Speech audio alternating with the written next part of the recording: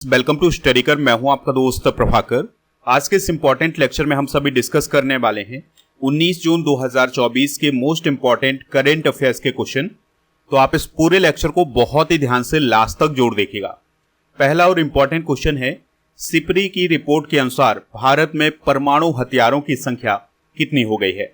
Answer हो जाएगा 172। तो अभी हाल ही में सिप्री नामक संगठन के द्वारा एक रिपोर्ट जारी की गई है और उसमें यह बताया गया है कि भारत में परमाणु हथियारों की संख्या अब 172 हो गई है। हाल ही में जारी किए गए कुछ प्रमुख इंडेक्स डिस्कस कर लेते हैं। जैसे अभी हाल ही में वैश्विक शांति सूचकांक 2024 जारी किया गया था, तो उसमें भारत की रैंक थी 116 है। कुछ समय पहले ग्लोबल जेंडर गैप इंडेक्स जारी किया गया था, उसमें भारत की रैंक कितनी थी? 129। इस पॉइंट को आप याद रखिएगा। सौर ऊर्जा उत्पादक देशों की रैंकिंग में भारत का कौन सा स्थान रहा है? भारत का तीसरा स्थान रहा है। प्रेस स्वतंत्रता सूचकांक 2024 में भारत का कौन सा स्थान रहा है? 159वां स्थान रहा है। लोकतंत्र सूचकांक 2024 में भारत का कौन सा स्थान रहा है? तो भारत का 41वां स्थान रहा है। तो ये सभी इंडेक्स आप नोट कर लीजिएगा। चलिए अब इस क्वेश्चन को डिस्कस करते हैं। तो स्वीडन के थिंक टैंक सिप्री की रिपोर्ट के अनुसार इस साल भारत के न्यूक्लियर वॉरहेड यानी कि न्यूक्लियर हथियारों की संख्या 172 हो गई है। काफी इंपॉर्टेंट पॉइंट हो जाएगा ये आपके एग्जाम की दृष्टि से। पिछले साल की बात करें यानी 2023 की बात करें तो 2023 में भारत के पास 164 परमाणु हथियार थे और अब कितने हो गए हैं? 172 हो गए हैं। भारत के पड़ोसी देश पाकिस्तान के पास 170 परमाणु हथियार हैं, यानी कि अब हम पाकिस्तान से आगे हो गए हैं परमाणु हथियारों की संख्या के मामले में। सिप्री की इस रिपोर्ट में यह भी बताया गया है कि दुनिया के 90% परमाणु हथियार रूस और अमेरिका के पास हैं। रूस की अगर हम बात करें तो रूस के पास सबसे अधिक परमाणु हथियार हैं, 5580 परमाणु हथियार। हम लिस्ट देख लेते हैं कि किसके पास कितने परमाणु हथियार हैं। तो रूस के पास सबसे ज्यादा है परमाणु हथियार 5580, फिर अमेरिका के पास है 5044, फिर है चाइना के पास 500, फ्रांस के पास 290, ब्रिटेन के पास 225, भारत के पास 172, पाकिस्तान के पास 170, इजराइल के पास 90 और नॉर्थ कोरिया के पास 50 परमाणु हथियार हैं। तो ये लिस्ट आप नोट कर सकते हैं। चलिए बात करते हैं सिप्री की। तो सिप्री का फुल फॉर्म होता है Stockholm International Peace Research Institute. इसका गठन हुआ था 6 मई 1966 को। मुख्यालय है इसका सोलना, स्वीडन में। इसके वर्तमान में प्रमुख हैं स्टीफन लोफवेन। सिप्री का काम क्या होता है? तो सिप्री का काम होता है विभिन्न देशों के द्वारा जो हथियारों की खरीद की जाती है या हथियारों का व्यापार किया जाता है उसका डाटा कलेक्ट करना। तो ये काम होता है किसका? सिप्री का। चलिए कुछ और इंपॉर्टेंट करंट अफेयर्स डिस्कस कर लेते हैं। तो कुछ समय सिप्री के द्वारा एक और रिपोर्ट जारी की गई थी। तो सिप्री के अनुसार 2023 में सैन्य खर्च के मामले में पहले स्थान पर अमेरिका, यानी कि सेना पर सबसे अधिक खर्च करने वाला देश कौन है? अमेरिका। ये 916 बिलियन डॉलर खर्च करता है अपनी सेना पर। दूसरे नंबर पर है चाइना, तीसरे नंबर पर है रूस, चौथे नंबर पर है भारत। तो भारत 83.6 बिलियन डॉलर खर्च करता है अपनी सेना पर और 5वें नंबर पर है सऊदी अरब। और सिप्री के अनुसार दुनिया का सबसे बड़ा हथियार आयातक देश कौन है? भारत। यानी कि दुनिया में सबसे ज्यादा हथियार को दूसरे देशों से मंगाने का काम कौन करता है? भारत करता है।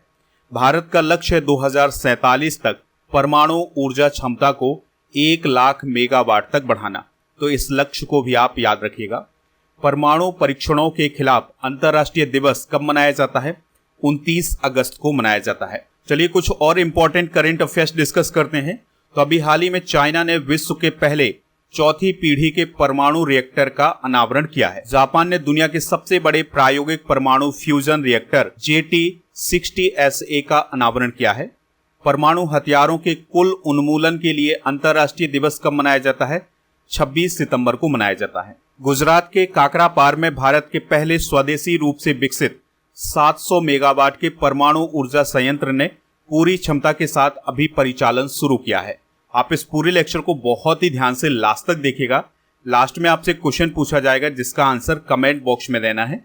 अगर आप चैनल पर पहली बार आए हैं तो सब्सक्राइब कर लें, बेल आइकन भी दबा लें जिससे आपको समय पर सबसे पहले नोटिफिकेशन मिल सकेगा। नेक्स्ट क्वेश्चन है, साहिल चौहान ने सबसे तेज T20 शतक बनाया है वह किस देश के लिए क्रिकेट खेलते हैं? आंसर हो जाएगा एस्टोनिया। तो एस्टोनिया देश के लिए क्रिकेट खेलने वाले साहिल चौहान ने अभी हाल ही में T20 क्रिकेट का सबसे तेज शतक बनाया है। बात करें अगर हम इंग्लैंड की, तो इंग्लैंड के क्रिकेटर हैं ब्रायडन कार्स, तो उन पर अभी हाल ही में 3 महीने का बैन लगाया गया है। जर्मनी की बात करें तो जर्मनी के टेनिस खिलाड़ी हैं अलेक्जेंडर ज़वेरेव, तो उन्होंने दूसरी बार इटालियन ओपन का खिताब अभी हाल ही में जीता है। नेपाल की बात करें तो नेपाली क्रिकेटर हैं दीपेंद्र सिंह एरी, तो उन्होंने अभी हाल ही में 1 ओवर में 6 छक्के लगाए थे। चलिए दोस्तों, अब इस क्वेश्चन का डिस्कशन करते हैं। तो एस्टोनिया के साहिल चौहान ने T20 इंटरनेशनल में सबसे तेज शतक बनाया है, और ये शतक बनाया है उन्होंने 27 गेंदों में। अगर हम उनकी पूरी पारी की बात करें तो उन्होंने 41 गेंदों का सामना किया है, जिसमें 144 रन बनाए हैं, जिसमें 6 चौके और 18 छक्के शामिल हैं। साहिल चौहान से पहले इसी साल यानी 2024 में नामीबिया के बल्लेबाज जैन निकोल लॉफ्टी ईटन के द्वारा T20 क्रिकेट का सबसे तेज शतक बनाया गया था, लेकिन उनके द्वारा जो शतक बनाया गया था वो 33 गेंदों में बनाया गया था, लेकिन जो साहिल चौहान है उन्होंने 27 गेंदों में बनाया है। इसलिए T20 का सबसे तेज शतक किसका माना जाएगा? साहिल चौहान का माना जाएगा। T20 क्रिकेट में सबसे तेज सेंचुरी की अगर हम बात करें तो पहले स्थान पर साहिल चौहान हो जाएंगे, जो कि एस्टोनिया देश के हैं, और इन्होंने 27 गेंदों में सबसे तेज शतक बनाया था। दूसरे नंबर पर हैं जैन निकोल, ये नामीबिया देश के हैं, इन्होंने नेपाल के खिलाफ 33 गेंदों में शतक बनाया था। तीसरे स्थान पर हैं कुशल मल्ला, ये नेपाल के हैं, इन्होंने मंगोलिया के खिलाफ 34 गेंदों में शतक बनाया था। और फिर चौथे नंबर पर डेविड मिलर हैं, और 5वें नंबर पर हैं रोहित शर्मा। रोहित शर्मा ने 35 गेंदों में T20 का शतक बनाया था। और फिर है 6ठे नंबर पर सुदेश विक्रमसेकरा, जो कि चेक रिपब्लिक के हैं, तो उन्होंने तुर्की के खिलाफ 35 गेंदों में T20 में शतक बनाया था। चलिए दोस्तों, कुछ इंपॉर्टेंट करंट अफेयर्स डिस्कस करते हैं जो कि क्रिकेट से रिलेटेड हैं। तो अभी हाल ही में क्रिकेटर आर अश्विन की आत्मकथा लॉन्च की गई है, जिसका नाम है आई हैव द स्ट्रीट्स ए कुट्टी क्रिकेट स्टोरी। तो इस पॉइंट को जरूर आप याद रखिएगा। मुंबई क्रिकेट एसोसिएशन के अध्यक्ष हैं अमोल काले, तो उनका अभी हाल ही में न्यूयॉर्क में निधन हो गया है। अभी हाल ही में क्रिकेटर दिनेश कार्तिक ने क्रिकेट से संन्यास लेने की घोषणा की है। IPL 2024 का खिताब किसने जीता है? कोलकाता नाइट राइडर ने। तो तीसरी बार कोलकाता नाइट राइडर ने IPL का खिताब अपने नाम किया है। IPL 2024 में ऑरेंज कैप विराट कोहली को मिली है और पर्पल कैप हर्षल पटेल को मिली है। स्कॉटलैंड की क्रिकेट टीम का स्पॉन्सर अभी हाल ही में किससे बनाया गया था? नंदिनी डेयरी को। ICC महिला T20 विश्व कप 2024 का आयोजन किस देश में किया जाएगा? बांग्लादेश में। अभी हाल ही में सौराष्ट्र क्रिकेट एसोसिएशन स्टेडियम का नाम बदल करके निरंजन शाह स्टेडियम कर दिया गया है। आपको याद रखना है कि सौराष्ट्र क्रिकेट एसोसिएशन किस राज्य में है? तो ये गुजरात राज्य में है। नेक्स्ट क्वेश्चन है, हरपाल सिंह बेदी का निधन हो गया है, वह कौन थे? तो हरपाल सिंह बेदी एक खेल पत्रकार यानी स्पोर्ट्स जर्नलिस्ट थे, जिनका अभी हाल ही में निधन हो गया है। ऑप्शन की अगर हम बात करें तो ओडिशा के पूर्व राज्यपाल मुरलीधर चंद्रकांत भंडारे का अभी हाल ही में निधन हुआ है। महान सरोद वादक पंडित राजीव तारानाथ का अभी हाल ही में निधन हुआ है। और पंजाबी कवि और लेखक सुरजीत पातर का अभी हाल ही में निधन हुआ है। चलिए बात करते हैं इस क्वेश्चन के बारे में। तो वरिष्ठ खेल पत्रकार हरपाल सिंह बेदी का अभी हाल ही में निधन हो गया है। वह 40 सालों तक यानी 4 दशकों तक खेल पत्रकार के रूप में काम करते रहे हैं। लंदन ओलंपिक 2012 में भारतीय प्रेस अताशे के रूप में हरपाल सिंह बेदी ने काम किया था। Harpal Singh Bedi United news of India यानी UNI के पूर्व खेल संपादक थे। तो ये इनके बारे में आप बेसिक जानकारी याद रखिएगा। हाल ही में हुए कुछ प्रमुख निधन डिस्कस कर लेते हैं। जैसे सौलोस चिल्मा का निधन हुआ है, जो कि मलावी के उपराष्ट्रपति थे। तो इनका प्लेन क्रैश हो गया था, जिसके कारण उनकी अभी हाल ही में मृत्यु हुई है। रामोजी राव का निधन हुआ है, जो कि रामोजी फिल्म सिटी के संस्थापक थे। कमला बेनीवाल का निधन हुआ है, यह गुजरात की पूर्व राज्यपाल रही हैं। सुशील कुमार मोदी का निधन हुआ है, ये बिहार के पूर्व उप मुख्यमंत्री रहे हैं। सुब्रहान्य धारेश्वर का निधन हुआ है, जो कि एक यक्षगान कलाकार थे। अब आपको बताना है कि यक्षगान का संबंध किस राज्य से है। बहुत ही इंपॉर्टेंट है, कई बार एग्जाम में पूछा गया है, तो आप जरूर बताइएगा। पीटर हिग्स का निधन हुआ है जो कि ब्रिटिश भौतिक विज्ञानी थे। ब्रायन मुलरोनी का निधन हुआ है जो कि कनाडा के पूर्व प्रधानमंत्री थे।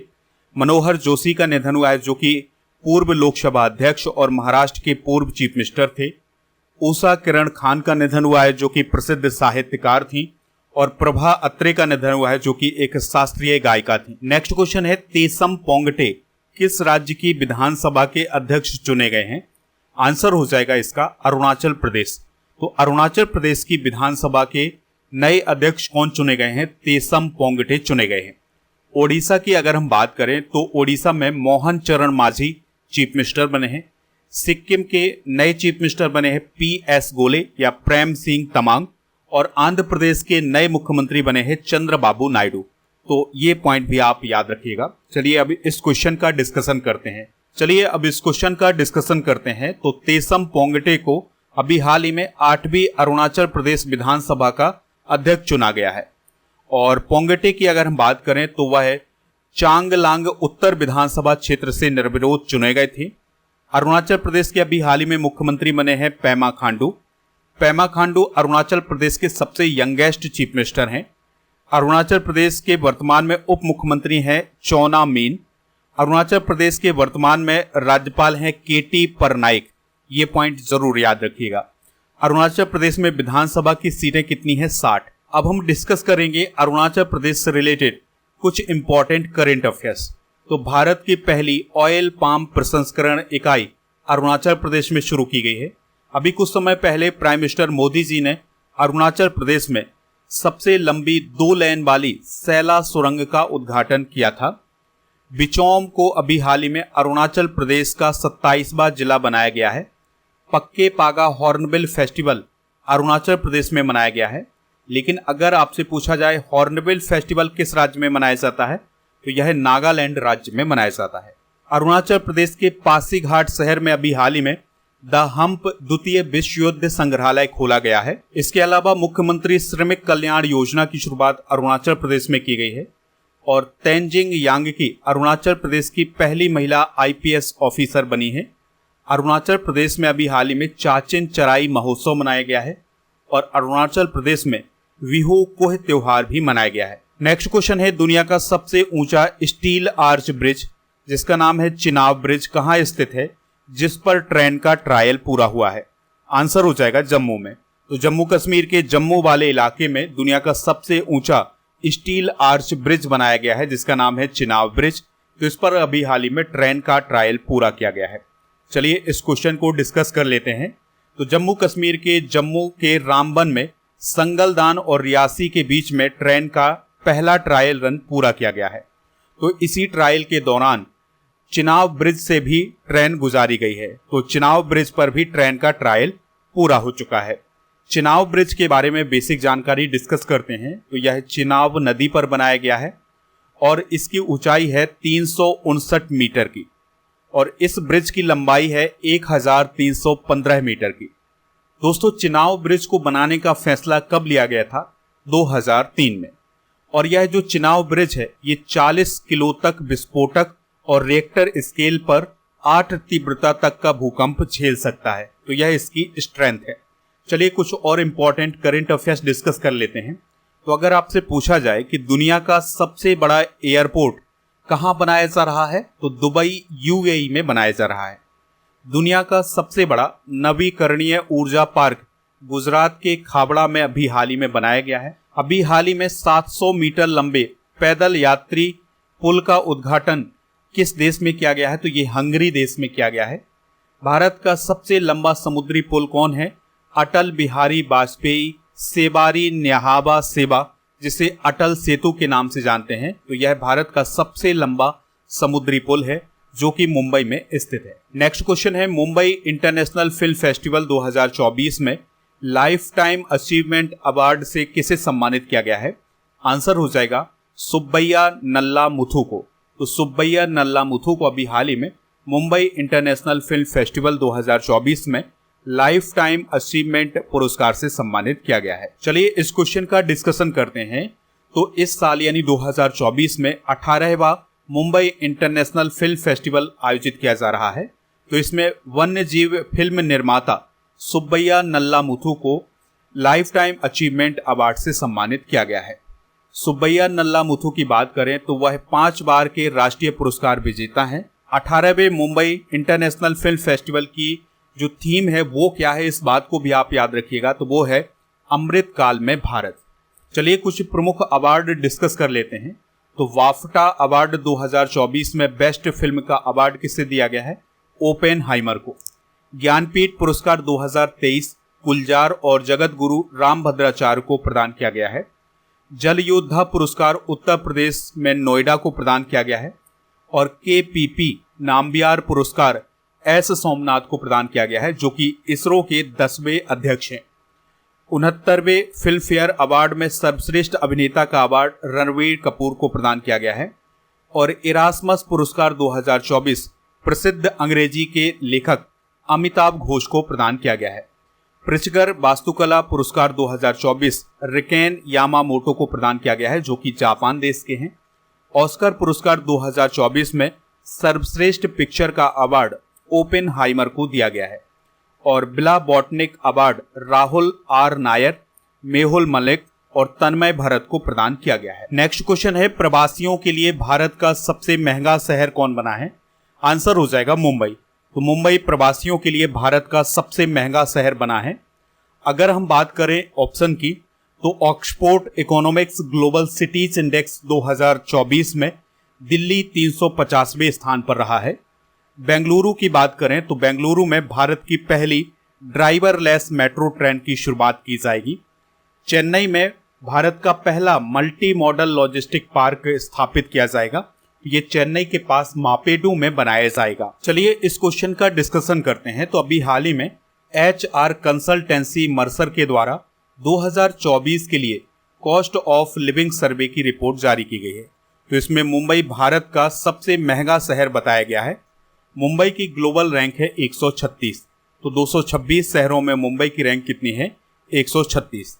टॉप 10 शहरों की बात करें, यानी कि टॉप 10 सबसे महंगे शहरों की बात करें, तो पहले स्थान पर हांगकांग है, फिर उसके बाद Singapore, Zurich, Geneva, Bern, New York city, London, Nassau और लॉस एंजल्स है। भारत के सबसे महंगे शहरों की बात करें तो मुंबई पहले स्थान पर है, फिर उसके बाद नई दिल्ली है और इसकी ग्लोबल रैंक है 164। फिर इसके बाद है चेन्नई, फिर बेंगलुरु, फिर हैदराबाद, फिर पुणे, फिर कोलकाता। नेक्स्ट क्वेश्चन है, BWF यानी badminton world federation Australian open 2024 badminton का खिताब ली जी जिया ने जीता है। उनका संबंध किस देश से है? आंसर हो जाएगा मलेशिया। तो मलेशिया के ली सी जिया ने अभी हाल ही में WWF ऑस्ट्रेलियन ओपन 2024 का खिताब अपने नाम किया है। तो उन्होंने पुरुष एकल का खिताब अपने नाम किया है। इसके अलावा उन्होंने इस साल यानी 2024 में थाईलैंड ओपन का खिताब भी अपने नाम किया था। महिला एकल की बात करें तो महिला एकल का खिताब जीता है जापान की अया ओहोरी ने। तो इस पॉइंट को भी आप याद रखिएगा। चलिए कुछ इंपॉर्टेंट करंट अफेयर्स डिस्कस करते हैं। तो BWF विश्व जूनियर बैडमिंटन चैंपियनशिप 2025 का आयोजन कहाँ किया जाएगा? गुवाहाटी, असम में। तंबाकू नियंत्रण के लिए बैडमिंटन स्टार PV सिंधु को अभी हाल ही में एम्बेसडर बनाया गया है। साई प्रणीत ने अभी हाल ही में बैडमिंटन से संन्यास की घोषणा की है। सात्विक साईराज और चिराग शेट्टी की जोड़ी ने थाईलैंड ओपन 2024 में पुरुष युगल का खिताब जीता है। सात्विक और चिराग की जोड़ी ने BWF फ्रेंच ओपन 2024 में पुरुष युगल का खिताब अपने नाम किया था। ये सभी फैक्ट आप नोट कर लीजिएगा। नेक्स्ट क्वेश्चन है, भारतीय रिजर्व बैंक ने किस सहकारी बैंक का लाइसेंस रद्द कर दिया है? आंसर हो जाएगा पूर्वांचल सहकारी बैंक। यानी पूर्वांचल सहकारी बैंक का लाइसेंस अभी हाल ही में RBI के द्वारा रद्द किया गया है। और ये जो पूर्वांचल सहकारी बैंक है ये कहाँ स्थित है? तो ये उत्तर प्रदेश के गाजीपुर में स्थित है। तो इसका लाइसेंस अब रद्द हो चुका है। लाइसेंस को रद्द करने के पीछे RBI ने कारण बताया है कि इस बैंक के पास पर्याप्त पूंजी और कमाई की संभावनाएं नहीं है, इसलिए इसका लाइसेंस रद्द किया जा रहा है। RBI के बारे में बेसिक जानकारी डिस्कस कर लेते हैं। तो RBI की स्थापना भारतीय रिजर्व बैंक अधिनियम 1934 के तहत की गई थी और इसकी स्थापना 1 अप्रैल 1935 को की गई थी। 1949 में इसका राष्ट्रीयकरण किया गया था 1937 में आरबीआई का मुख्यालय कोलकाता से मुंबई स्थानांतरित किया गया था। सर ओसबॉर्न स्मिथ आरबीआई के पहले गवर्नर थे। आरबीआई के पहले भारतीय गवर्नर कौन थे?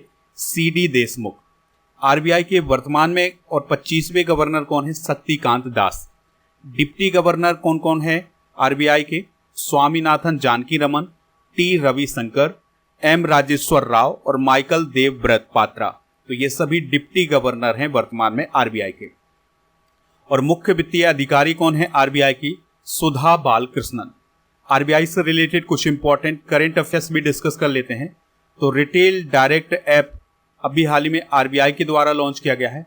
प्रवाह पोर्टल भी आरबीआई के द्वारा लॉन्च किया गया है। और अभी हाल ही में लंदन के सेंट्रल बैंकिंग के द्वारा आरबीआई को risk manager of the year award 2024 से सम्मानित किया गया है। नेक्स्ट क्वेश्चन है, मालाबार रिवर फेस्टिवल 2024 का आयोजन किस राज्य में किया जाएगा? आंसर हो जाएगा केरल में। तो केरल में मालाबार रिवर फेस्टिवल 2024 का आयोजन किया जाएगा। ऑप्शन की अगर हम बात करें तो गुजरात में अभी हाल ही में भारत रंग फेस्टिवल 2024 का आयोजन किया गया है। नागालैंड में अभी हाल ही में चौथा रुसोमा ऑरेंज फेस्टिवल आयोजित किया गया है। और मध्य प्रदेश में खजुराहो महोत्सव अभी हाल ही में मनाया गया है। बात करते हैं इस क्वेश्चन की। तो मालाबार रिवर फेस्टिवल 2024 का आयोजन केरल के कोझीकोड में किया जाएगा। इसका आयोजन 25 से 28 जुलाई 2024 तक किया जाएगा। और दोस्तों, इस फेस्टिवल के दौरान international white water kayaking championship का आयोजन भी किया जाएगा। और दोस्तों, ये जो फेस्टिवल आयोजित किया जा रहा है, इसका उद्देश्य क्या है? तो इसका उद्देश्य है केरल की नदियों को विश्व स्तरीय कयाकिंग स्थलों के रूप में पहचान दिलाना। बात आई है केरल की, तो केरल से रिलेटेड कुछ इंपॉर्टेंट करंट अफेयर्स डिस्कस कर लेते हैं। तो अभी हाल ही में केरल में ऑपरेशन अमृत शुरू किया गया था और इसका उद्देश्य था प्रतिरोधक क्षमताओं के गलत उपयोग से निपटना। केरल सभी जिलों में हॉल मार्किंग केंद्र वाला पहला राज्य बना है। केरल के तिरुवनंतपुरम में राज्य की पहली 3D प्रिंटेड इमारत का कुछ समय पहले उद्घाटन किया गया था। केरल विधानसभा ने अभी हाल ही में राज्य का नाम बदलकर केरलम करने के प्रस्ताव को मंजूरी दी है। और केरल सरकार ने शुभ यात्रा नामक योजना की शुरुआत कुछ समय पहले की है। तो ये थे आज के करंट अफेयर्स के क्वेश्चन। चलिए अब हम कल के करंट अफेयर्स के क्वेश्चन एक बार रिवाइज करते हैं, फिर जनरल नॉलेज के पिटारे को डिस्कस करेंगे। लास्ट में पूछेंगे आपसे एक क्वेश्चन जिसका आंसर कमेंट बॉक्स में बताना है। अपना स्वयं का गहरे समुद्री मिशन शुरू करने वाला छठवां देश कौन बना है? भारत। किस राज्य की पुलिस के द्वारा मिशन निश्चय शुरू किया गया है? पंजाब। भारत का पहला बहुराष्ट्रीय वायु अभ्यास तरंग शक्ति किस राज्य में आयोजित किया जाएगा? जोधपुर, राजस्थान में। ब्रिक्स गेम्स 2024 में पोयमंती, मौमिता दत्ता और यास्नी शिवशंकर की महिला टेबल टेनिस टीम ने कौन सा मेडल जीता है? Bronze medal. जनता भवन सौर परियोजना का उद्घाटन किस राज्य में किया गया है? असम में। हेमेस तिसे चू महोत्सव किस राज्य या केंद्र शासित प्रदेश में मनाया गया है? लद्दाख में। जैक सुलीवन किस देश के राष्ट्रीय सुरक्षा सलाहकार हैं जो भारत की यात्रा पर आए हैं? अमेरिका। पर्यावरण प्रदर्शन सूचकांक 2024 में भारत की रैंक क्या है? 176। विश्व मरुस्थलीकरण और सूखा रोकथाम दिवस कब मनाया जाता है? 17 जून को। लंदन के सेंट्रल बैंकिंग प्रकाशन के द्वारा risk manager of the year award 2024 से किसे सम्मानित किया गया है? आरबीआई को। आज के जनरल नॉलेज के पिटारे में हम डिस्कस करेंगे भारत में यूनेस्को के द्वारा घोषित किए गए विश्व विरासत स्थल। तो महाराष्ट्र की एलोरा की गुफाओं को 1983 में विश्व विरासत स्थल घोषित किया गया था। और महाराष्ट्र की ही अजंता की गुफाओं को 1983 में, उत्तर प्रदेश के आगरा के किला को 1983 में, उत्तर प्रदेश के ताजमहल को 1983 में, ओडिशा के कोणार्क के सूर्य मंदिर को 1984 में, महाबलीपुरम के स्मारक जो कि तमिलनाडु में है इन्हें 1984 में, राजस्थान के केवलादेव राष्ट्रीय उद्यान को 1985 में, और असम के मानस वन्यजीव अभ्यारण्य को 1985 में, और असम के काजीरंगा नेशनल पार्क को 1985 में विश्व विरासत स्थल घोषित किया गया था। कल के करंट अफेयर्स में आपसे पूछा गया था निजुत मोइना योजना किस राज्य में शुरू की गई है? तो यह असम राज्य में शुरू की गई है। तो लगभग सभी लोगों ने इसका आंसर असम राज्य बताया हुआ है। आज का क्वेश्चन है केटी परनायक किस राज्य के राज्यपाल हैं? जो भी इसका राइट आंसर हो कमेंट बॉक्स में जरूर बताएं।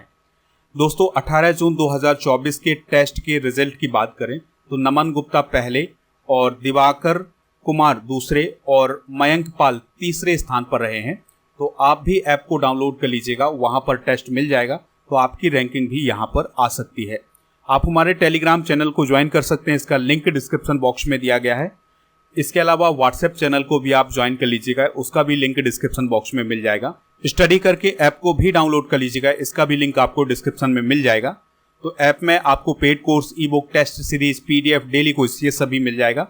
इसके अलावा monthly current affairs, yearly current affairs और 6 मंथ के करंट अफेयर्स की ई बुक आपको ऐप पर मिल जाएगी। तो इन सभी को प्राप्त करने के लिए ऐप को जरूर डाउनलोड करें।